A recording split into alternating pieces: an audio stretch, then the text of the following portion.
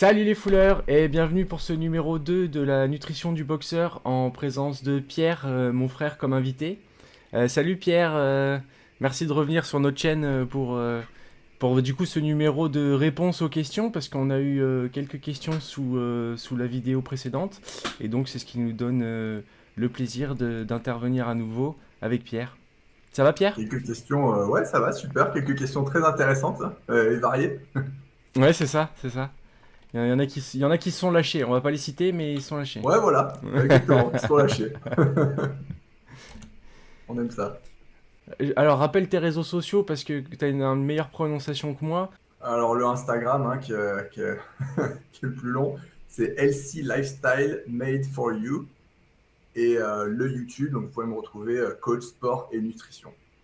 Voilà, ma chaîne YouTube, où, comme on disait la dernière fois, vous retrouverez des conseils nutrition. C'est surtout axé pour le sport, mais aussi pour les personnes qui font pas de sport, puisque la nutrition, c'est quand même pour optimiser.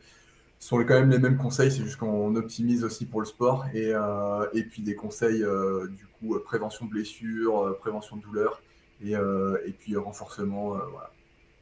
Ouais, c'est cool, j'ai vu que tu avais posté quelques vidéos là, c'est sympa, ça se remplit. Ça y est, ouais, ça Ouais, commence là. J'ai ouais. fait 3 de nutrition et là, je vais attaquer sur la prévention des blessures. Ah, ça c'est intéressant ça. Ok, bon, bah écoute, on passe tout de suite à la première question. Alors, la première question, ça concerne les repas et collations. J'ai reformulé les questions, hein, je les ai pas reprises telles quelles, je les ai reformulées, je les ai triées par thématique. Comme ça nous permet Ouais, bien sûr. d'avoir un déroulé un peu plus fluide, on va dire. Vous avez soulevé la possibilité de répartir les repas de plusieurs manières tout au long de la journée, en 3, 4, voire 5 prises. Cela s'adresse à qui, pourquoi faire et comment? Alors, dans un premier temps, donc déjà, ça peut s'adresser à tout le monde, qu'on soit sportif, non sportif, qu'on soit en période de prise de masse ou pas. Pourquoi 3 à 5? C'est que au niveau musculaire, pour la favorisation de la reconstruction du tissu musculaire, c'est plus, on va dire, la fréquence optimale va entre 3 et 5 prises alimentaires par jour. Donc, on compte les collations, hein, comme on disait la dernière fois. Donc, par exemple, 3 repas de collation ou 3 repas une collation. Enfin, bref, on a compris le principe. Euh, donc, ça, c'est pour qui? Donc, c'est vraiment tout le monde voilà, qui cherche à être en bonne santé et à développer ses performances ou pas, ou simplement à être en bonne santé. Euh, Pourquoi? Tout simplement parce que en fait, on s'aperçoit que en dessous de ce nombre de repas par jour, en fait, l'exposition aux protéines, du coup, est moins fréquente dans la journée. Donc, la- la- le fait que le corps synthétise les protéines et que du coup, on soit en période anabolique, puisque du coup, au cours de la journée, on passe des périodes anaboliques puis des périodes cataboliques. Donc, du coup, on crée du muscle et puis on perd du muscle. En fait, et l'idée, c'est d'en perdre le moins possible dans la journée et justement d'en construire le plus possible. Et en fait, moins on est exposé à des protéines au cours de la journée et moins on a cette période anabolique puisque du coup on n'a pas assez de. C'est comme un chantier, hein. Pour construire un chantier, il faut des matériaux et puis la protéine, ça fait partie des matériaux comme l'hydratation et comme tout autre nutriment. Donc voilà, donc pourquoi 3 à 5? Parce qu'après, au-delà de 5, donc en dessous, on a bien compris que du coup, on n'a pas suffisamment de moments dans la journée où on n'a pas de protéines. Maintenant, au-dessus, en fait, il n'y a pas de. On va dire que la courbe des bénéfices, on va dire, va commencer à se stabiliser. Il n'y a pas d'énormes bénéfices additionnels, même chez culturistes, bon, qui eux peuvent manger jusqu'à 6, 7, voire même 8 fois par jour. Mais Les strongman aussi. voilà, les strongman aussi, puisqu'ils ont besoin d'énormément de calories. Donc, eux, c'est encore une autre histoire, c'est parce qu'ils ont besoin d'enquiller des milliers de calories. Donc, Mm. donc c'est plus simple de le faire en plusieurs fois. Mais du coup, voilà, les bénéfices, on parle de santé, compétiteur, amateur, mais vraiment pas sur des donc strongman, bodybuilder. 3 à 5, c'est, on va dire, la fréquence optimale. Donc voilà, au-delà, bon, ça ne sert pas forcément à grand-chose. On le verra après, en plus de ça, il y a quand même des contraintes, enfin des aspects assez négatifs sur la santé d'aller au-delà de 5 repas par jour, parce que du coup, au niveau de la sécrétion d'insuline, de toujours remplir son bide, en fait, c'est quasiment comme si on grignotait toute la journée, quoi, parce que faire 6 et plus repas par jour, parce que si on va au-delà de 5, en fait, on mange toutes les 2 à 3 heures, quoi. Donc au niveau du système digestif, on lui laisse jamais le temps de récupérer, de se régénérer. Voilà. Donc pour toutes ces raisons-là, 3 à 5, ce sera voilà, la fréquence optimale. Maintenant, pourquoi faire et comment? Alors pourquoi faire? Bah, déjà, prise de masse, hein, parce que du coup, pour prendre du muscle. Donc il y aura, bon, cette question elle est un petit peu large, donc du coup on va se focus sur vraiment peut-être la boxe. Et donc là sur par exemple soit une maintenance, soit une perte de poids, et ben, tout simplement, hein, ça permet déjà d'éviter les fringales aussi pour les personnes qui ont du mal Mm. à tenir entre les repas. Et puis ça permet d'enquiller des bonnes calories tout au long de la journée sans se sentir privé finalement, puisque du coup quand on est en perte de poids ou perte de gras, on est sur un déficit calorique, on l'a dit dans l'autre vidéo. Et là, en fait, ça permet si on multiplie les prises alimentaires, de ne pas se sentir privé, encore moins que ce qu'on a dit, puisqu'on a dit que là, on pouvait manger des légumes à volonté, etc. Donc du coup, même on pouvait se remplir l'estomac à partir de légumes puisqu'il n'y avait aucun impact calorique. Donc on pouvait Mm. avoir un déficit calorique même en mangeant jusqu'à plus pouvoir. Mais là, en plus de ça, en mangeant souvent, du coup, parce que 3, 4 repas, voire même 5, finalement, c'est assez régulier dans la journée. Donc finalement, on ne sent même pas passer le fait qu'on perde du poids, du gras. Donc ça, c'est le pourquoi. Et le comment, c'est simple, hein, on peut faire soit 3 repas de collation, donc au niveau, on va dire, parce qu'il y a aussi l'aspect social, hein, parce qu'on aime bien manger ensemble. Le matin, on prend un petit déj, le midi, enfin, c'est les aspects conventionnels, on va dire, de l'aspect social. Le petit déj, ensuite la petite collation, si on a une petite fringale jusqu'au déjeuner, le déjeuner, une autre collation l'après-midi et le dîner. Donc ça, c'est le 5. Maintenant, on n'est pas obligé de faire la collation du matin. On peut faire très bien petit déjeuner, déjeuner, une collation et puis le dîner. Ou on peut faire les 3 repas par jour habituels. Ça, c'est pas un problème. Voilà pour le comment, si ça répond à la question. Oui, donc en finale, si je comprends bien, c'est à chacun, c'est ce qu'on avait dit finalement la dernière fois, de tester et de voir pour lui, si t'es pas un gros mangeur, que tu t'as pas des fringales, t'as pas forcément besoin des collations. Ouais, Et... voilà, c'est bien dit. Si tes objectifs sont atteints avec 3 repas, il n'y a aucune raison d'augmenter ton nombre de repas par jour. Donc c'est comme tu as dit, c'est vraiment en fonction des gens. Mm, Faut mm. arriver à voir ce qui fonctionne, faire des tests. Et puis et après, par contre, ce qui est bien, c'est de stabiliser, de s'y tenir. Parce que du coup, on le verra après, mais au niveau du cycle circadien, donc du coup, l'horloge biologique, en fait, l'horloge biologique, elle aime bien être stable. Pourquoi? Mm. Parce qu'en fait, quand on voyage et qu'on va avoir 8 heures de décalage horaire, et qu'est-ce qui se passe? L'horloge biologique, on a l'impression d'avoir la gueule de bois parce qu'on ne dort pas à la même heure, parce que du coup, on ne mange pas à la même heure. Mais là, finalement, de ne pas prendre ses repas à la même heure et de ne pas prendre le même nombre de repas chaque jour, et finalement, ça déstabilise un peu l'horloge biologique. Et du coup, ça fait le même effet que quand on a un, un jet lag, donc un décalage horaire, au niveau du corps. Donc, c'est pas forcément bénéfique. Donc, c'est pour ça que stabiliser aussi, c'est bien. Une fois qu'on a trouvé son rythme, le rythme qui nous plaît, c'est bien d'avoir une stabilité. Ça ne veut pas dire qu'il faut être psychorigide et pas de Ouais, bien temps en sûr. temps s'autoriser, voilà, on va dîner tard parce qu'on a une soirée, voilà, bon. Il y a aussi le juste milieu, mais c'est vrai que dans l'ensemble, il faut être régulier le plus possible. Ok, ok, ok. Bon ben, question suivante. Alors, question suivante, ce sont deux questions sur les besoins nutritionnels que j'ai réunis ensemble. La première, c'est est-ce qu'il serait possible aussi d'envisager une étude de ces cas selon les âges et comment mesurer la quantité de protéines par kilo pour une femme de 60 ans? En fait, c'était surtout, enfin, je pense que tu vas surtout expliquer que finalement, confirmer que les besoins varient en fonction de l'âge, de la quantité de sport et que donc forcément, bah, pour une femme de 60 ans, n'aura pas les mêmes besoins qu'un homme de 20 ans, par exemple. Exactement, exactement. Et puis même au niveau hormonal, hein, ce sera pas la même chose.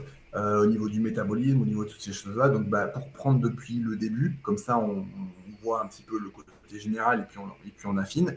Euh, donc selon les âges. Alors c'est simple, en fonction des individus, le métabolisme de base est différent. Donc en fonction, comme tu l'as dit, de l'âge, de l'activité physique, du genre, etc.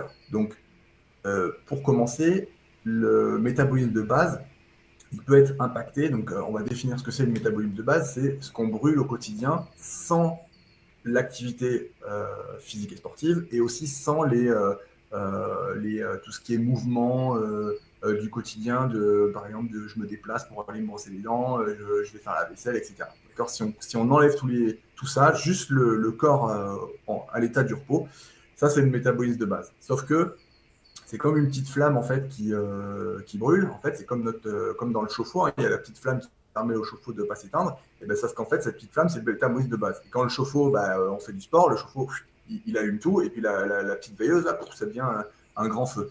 Et ben en fait, si on reprend cette analogie, du coup, la petite flamme, c'est le métabolisme de base, elle diminue au fil de l'âge. D'accord. Le truc, c'est que d'un individu à l'autre, c'est pas parce qu'on prend en âge que le métabolisme sera le même. Donc finalement, deux femmes de 60 ans n'auront peut-être pas du tout le même métabolisme, et deux hommes de 60 ans auront, voilà, d'un à l'autre, n'auront peut-être pas le même métabolisme. Donc je prends un exemple. Euh, une femme de 60 ans qui a fait du sport toute sa vie et qui a un métabolisme de base qui est du coup beaucoup plus rapide, c'est-à-dire elle va brûler beaucoup plus de calories. Une autre femme de 60 ans qui est sédentaire, qui n'a jamais fait de sport, elle aura un métabolisme de base qui sera beaucoup plus bas. D'accord. Et là, je ne parle même pas de quand elles font du sport. Si on rajoute à ça la quantité de sport que font ces deux personnes, donc une qui n'en fait pas et une qui en fait régulièrement, on rajoute encore un déficit entre les calories brûlées. Donc déjà, le métabolisme de base, il brûle plus de calories chez la personne qui fait du sport que l'autre au repos. Si on rajoute en plus le fait que la personne qui fait du sport fasse du sport, donc les calories brûlées par le sport, on rajoute encore un déficit. Donc c'est pour ça qu'entre deux métabolismes, entre deux personnes, on peut avoir deux quantités de kilocalories brûlées dans la journée. Donc ça, c'est super important à savoir parce que à l'arrivée, ça veut dire quoi? Ça veut dire que je suis une femme et j'ai 60 ans, ça ne veut pas dire que je vais brûler tel nombre de calories, puisque du coup, ça dépendra d'énormément de facteurs.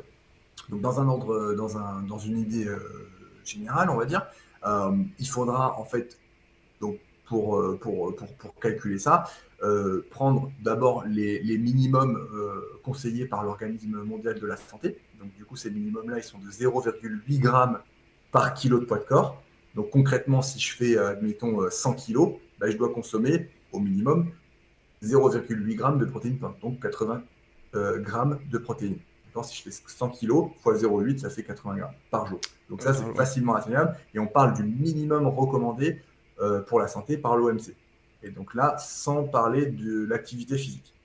Donc maintenant, si on rajoute l'activité physique, évidemment, en fonction de l'activité, donc si on fait de la course à pied, si on fait des sports plutôt d'endurance, on va augmenter un petit peu les protéines, mais pas autant que si on fait des sports de résistance, et donc de la muscu, quand on fait de la boxe, on fait du renforcement musculaire, quand on fait tout un tas d'activités de renforcement. Donc là, on aura encore un besoin qui sera encore plus élevé. D'accord. Et donc, donc là, on a parlé du minimum recommandé par l'OMC pour avoir une bonne santé. Maintenant, si on parle de la tranche haute, après laquelle, au-delà de laquelle, en fait, on n'aura plus d'impact mesurable, la tranche haute, ça sera jusqu'à 2,5, on va dire 2,5 grammes à peu près, de 2,5 grammes par kilo de poids de corps.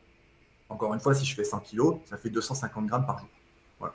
Donc, quand on a pris ces deux tranches, si une femme de 60 ans qui pèsera peut-être, on va dire, 50 kilos pour les calculs, et si c'est une personne qui fait beaucoup de sport d'endurance, et peut-être qu'on va dépasser 1 gramme, parce que du coup, 0,8, ça sera un petit peu trop bas, du coup, parce qu'il y aura une activité physique, voilà, trop peu. Donc, en fait, on va mettre peut-être 1,2 voire 1,5 grammes, donc ça ferait 75 grammes par jour. 50 kg fois 0,75, fois 1,5, ça fera 75 grammes.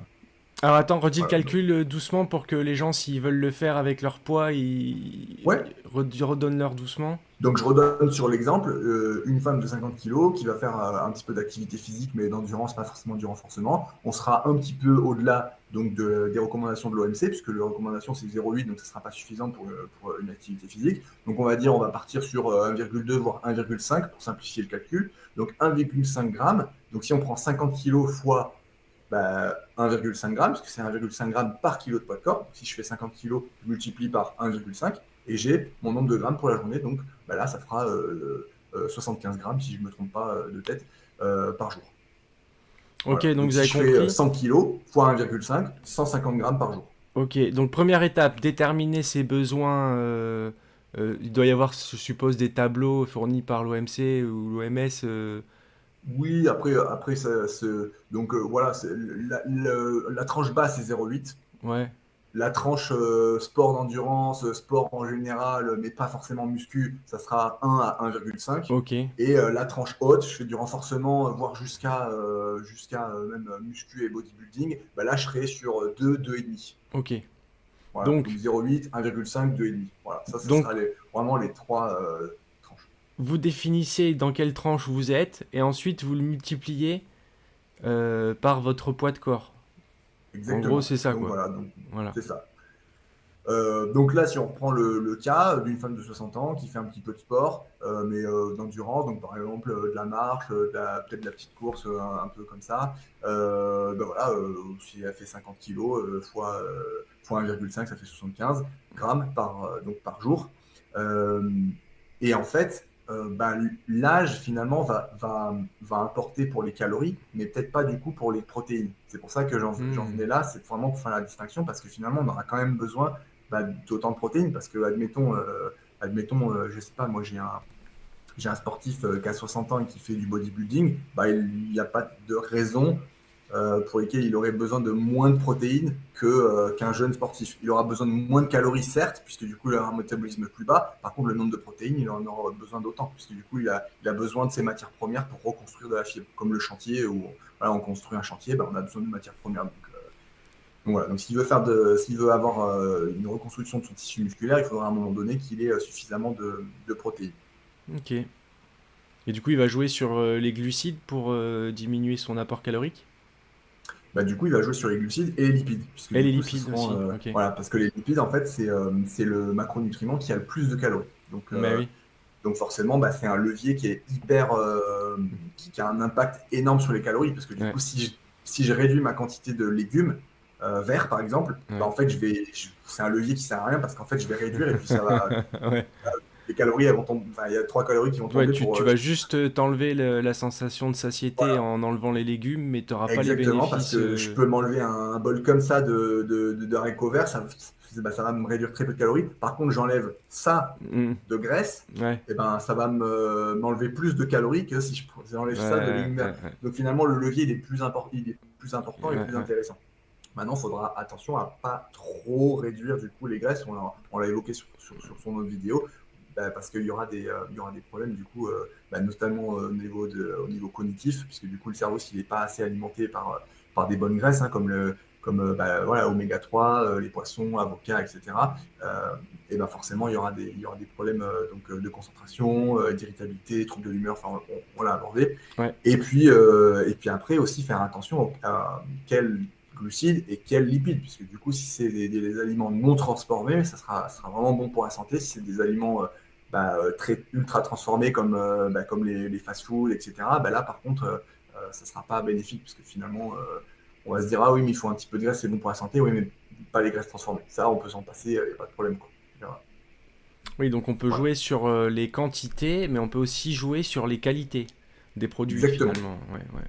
c'est ça. C'est-à-dire que par exemple si j'ai pas forcément envie ou besoin d'un junk food, c'est-à-dire d'un fast-food ou d'un truc comme Mhm. ça, bah, en fait, je vais pas forcément y aller. Je vais me dire, bah, si je me préoccupe en fait de ma santé en me disant, ah ouais, aujourd'hui j'ai pas eu beaucoup de graisse, bah, en fait, je vais pas aller me forcer à manger un kebab, quoi.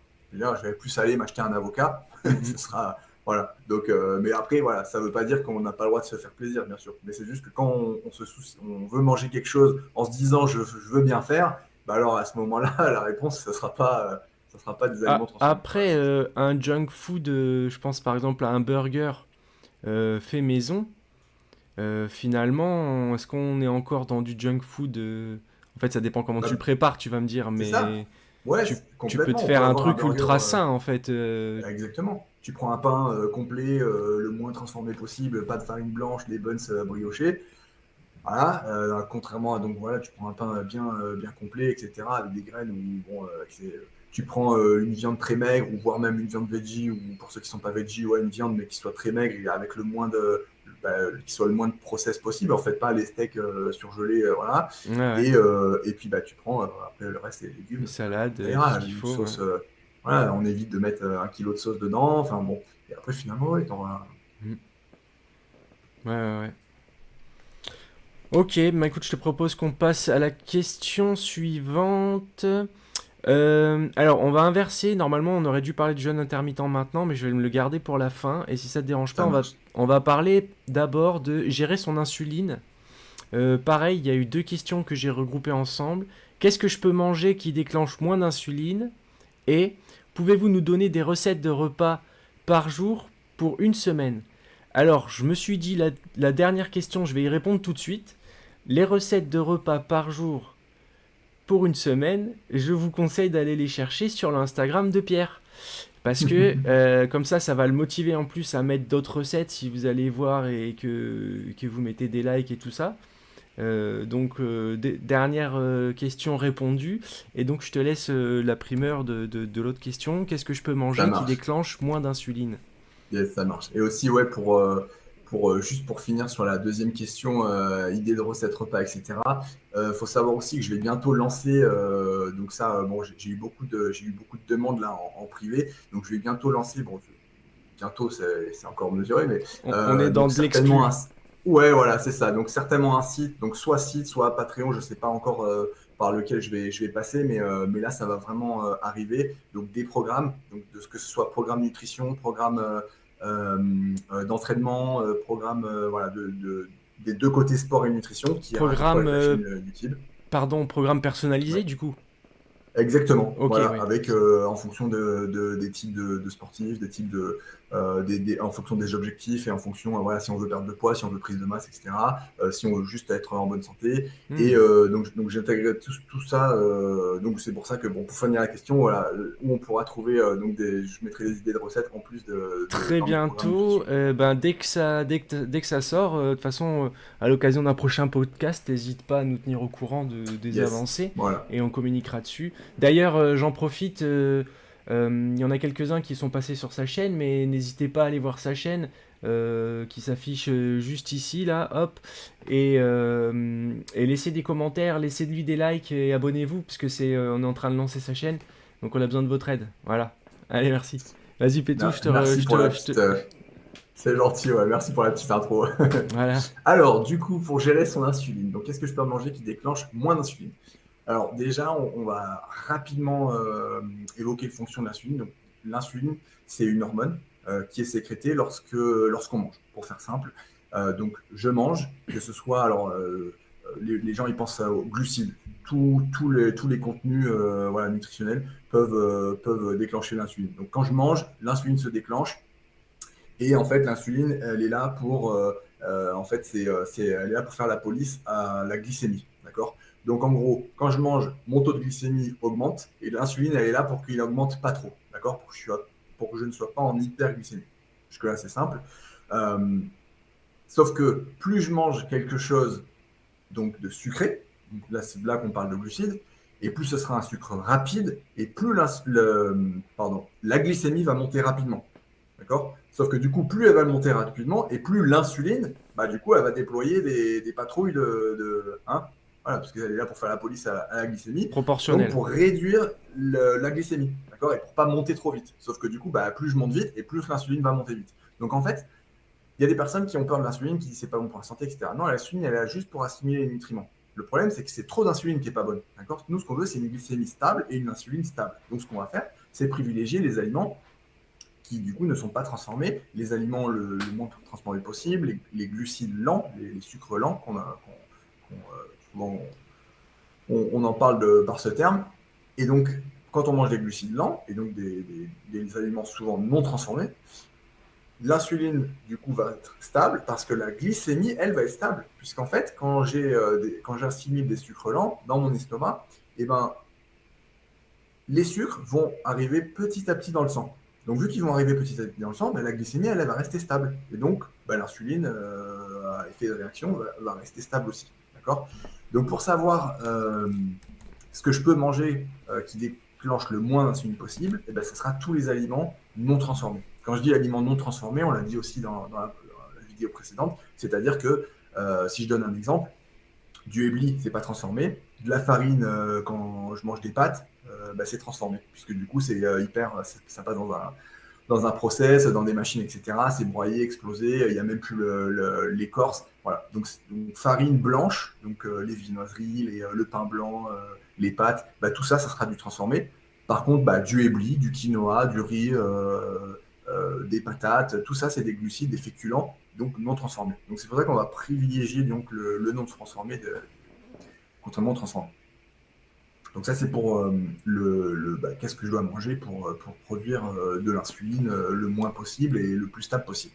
La deuxième chose, pour pouvoir s'aider sur comment savoir s'il y a de l'insuline ou pas, parce qu'on a dit non transformé, ok, mais il y a d'autres facteurs. Par exemple, du miel, ça peut être pas transformé. Pourtant, le miel a un indice glycémique qui est très élevé. Je crois que c'est un indice de 80 ou quelque chose comme ça. Donc, un indice, ça va jusqu'à 100.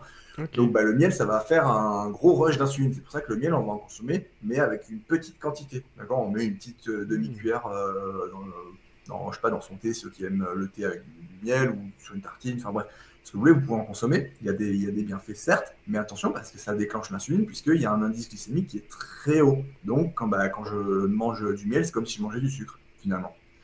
Voilà, donc ça, c'est l'indice glycémique. Et l'indice glycémique, si vous avez un doute, vous pouvez très bien aller sur Internet, sur Google. En général, vous avez des réponses qui sont tout à fait... puisque du coup, c'est du factuel. C'est pas des opinions, machin. Vous tapez indice glycémique d'une pomme, indice glycémique du miel, indice glycémique de amusez-vous. Et puis, vous pouvez savoir si c'est un aliment qui va vous faire un rush d'insuline très rapide. Voilà. Et là, au moins, vous avez tous les outils pour savoir, quand vous avez un doute, vous-même, si c'est quelque chose qui va vous déclencher de l'insuline ou non. Et enfin, bien sûr, ça va vous déclencher de l'insuline, mais surtout à quelle vitesse. Voilà. Si c'est un indice glycémique bas, l'insuline va être plutôt stable. Il me semble qu'il existe une application où tu scannes le QR code et ça te donne, pas le QR code, le code barre, pardon, Oui, du produit que tu veux et ça te donne tout le détail de si c'est bon, pas bon, ça te met une ouais, note et tout ça. Ouais, alors j'aime bien ces applis. Il y en a certaines. Le problème, c'est que, alors j'aime bien celles qui donnent justement tout ce qui est macronutriments, micronutriments. Donc savoir, voilà, combien il y a de vitamines, en quelle quantité, combien il y a de glucides, lipides, protéines, en quelle quantité. Par contre, ce que j'aime moins, et ça, faut faire attention, et ça, je le dis vraiment à tous ceux qui adorent ce type d'appli.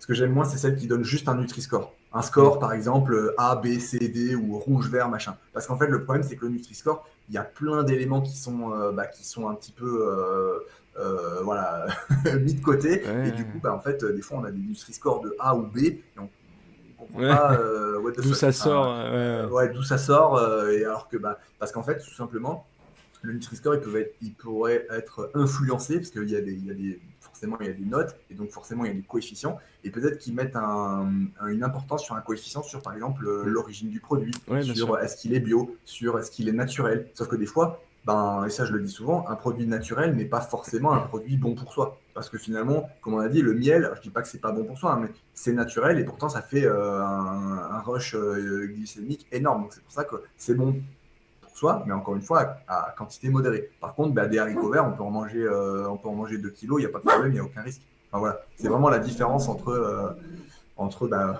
le Nutri-Score et vraiment la composition nutritionnelle.